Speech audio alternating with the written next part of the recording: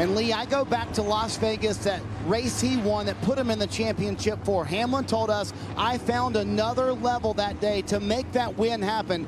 Denny Hamlin had the field in his hands, then one call flipped his whole season upside down. 2 laps erased a night of domination and left the garage stunned. Everyone is asking the same question now: how does a moment that small cut this deep?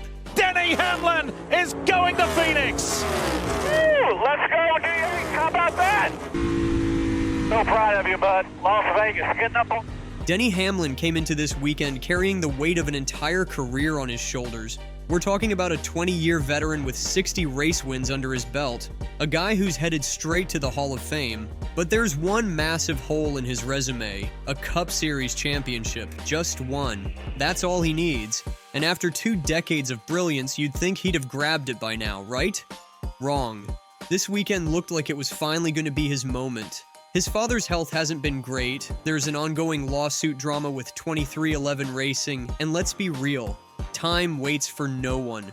At some point, you start wondering if this is ever going to happen, but Hamlin showed up to Phoenix ready to silence every doubt. He won the pole position, which meant he earned the right to start first. Then he went out and led the most laps during the race. I'm not talking about just being fast. This man was pulling away from everyone in those final laps. William Byron, who a lot of people thought would win. Hamlin was leaving him in the dust. Ryan Blaney, who's known for being incredible on long runs at Phoenix. Hamlin was even faster. And here's the crazy part. He did all this while dealing with clutch pedal issues in the first half of the race. His crew chief, Chris Gale, had spent those 2 extra weeks they earned from winning at Las Vegas studying and preparing, and it was all paying off. This was quite possibly Denny Hamlin's best championship performance ever. 3 wide coming in to the front stretch, and the dog-legged William Byron makes it 4. Byron to the lead. With just a handful of laps to go, Hamlin was cruising. The number 11 car was untouchable. Fans were already getting ready to celebrate. This was it.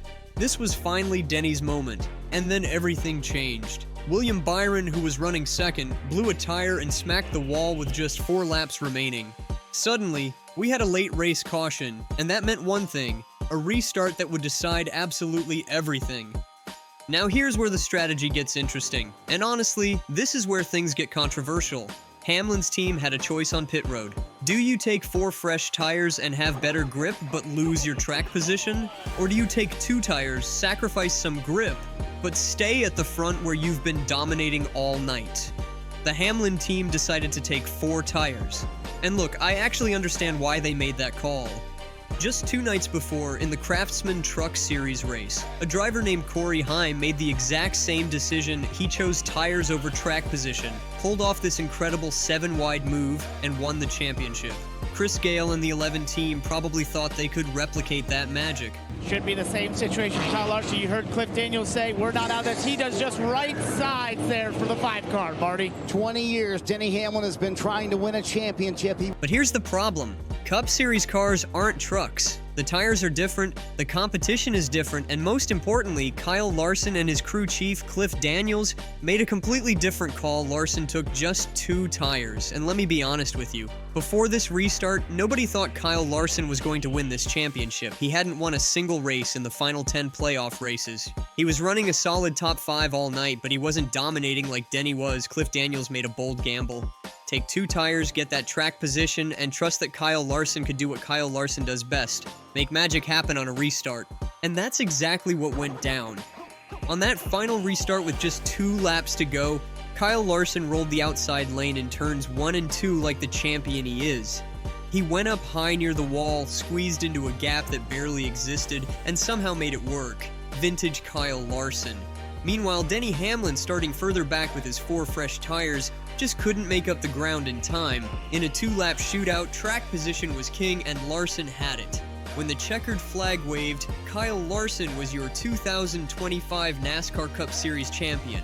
This sport can drive you absolutely crazy because it's just sometimes speed, talent, all that stuff just does not matter. Kyle Larson has the trophy, but we dominated. We did our job. We did the best we could. The aftermath was absolutely heartbreaking.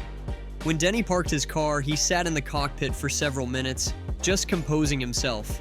You could see the emotion, the devastation, the sheer exhaustion of giving everything you have and still coming up short. When he finally climbed out, he hugged his longtime partner, hugged Chris Gale, and walked over to his pit crew.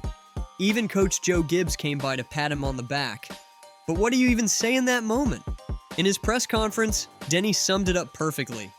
You work so hard, and this sport can drive you absolutely crazy because sometimes speed, talent, all that stuff just does not matter. Kyle Larson has the trophy, but we dominated. We did our job. We did the best we could.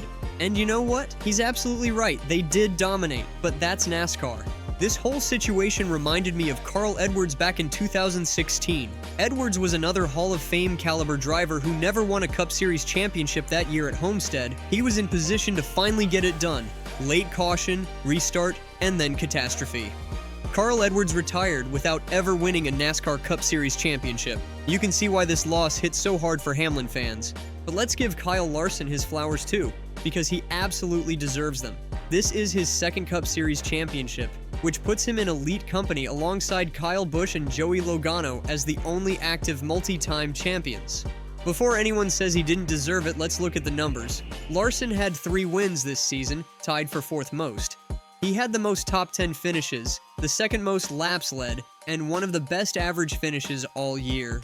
If you use the old school full season point system, Larson earned the most points of anyone in 2025. Was he the best car on Sunday night? No, that was Denny. But over the course of the entire season, you can absolutely make the argument that Kyle Larson was your champion. Plus, this probably helped heal some wounds from last year when Larson won 6 races, the most of anyone, but didn't even make it to the championship race. But the drama doesn't end there. While Hamlin was dealing with this championship heartbreak, things got messy off the track too.